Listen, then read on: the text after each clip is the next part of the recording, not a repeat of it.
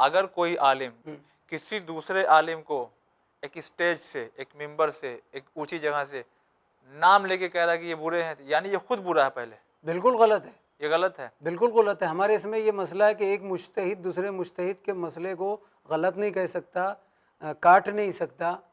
ऐसा एक आलिम अगर दूसरे आलिम को बुरा कर रहा है तो आप वहीं समझ लीजिए कि ये खुद बुरा है। इसलिए कि अगर आलिम है तो दूसरे आलिम क्या किसी मोमिन को बुरा नहीं कहेगा? तो फिर वो क्या है, आलिम नहीं है तो? आलिम नुमा है।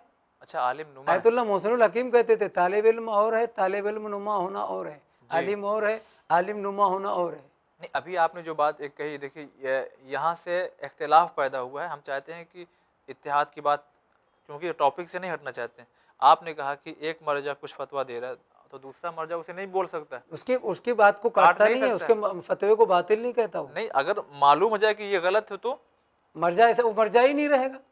नहीं, इस बिना पे प्रेजेंट टाइम में देखा जाए, कुछ पीछे चला जाए और देखा जाए आगे आने वाले हालात को अगर देखा जाए, तो इन मुज्तहिद में, मराजीन इकराम में, अगर ये आपस में बैठ करके कोई एक बात निकालें तो, क्योंकि उनके मुक़ल्लिदीन जो है, उनके जो इसका एक जवाब ये मैं देता हूँ, फॉलो करने वाले, समझ गया, उनके आपस में ये टकराव जो कुछ हो रहा है आजकल, जी जी, जो चल रहा है ना, जो लोग कर रहे हैं, जो भी कर रहे हैं, उन मुज्तहिदीन को कोई खबर नहीं है।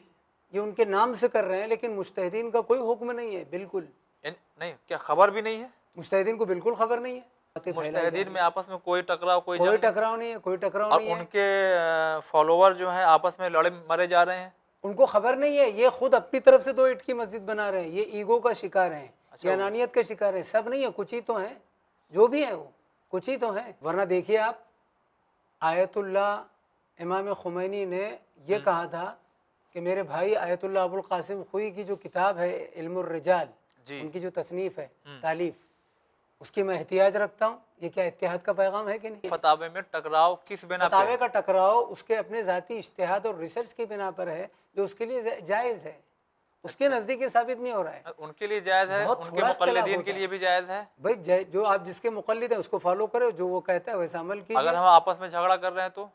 आप आपस में जो झगड़ा कर रहे हैं आपकी जाहिलियत की बिना पर है।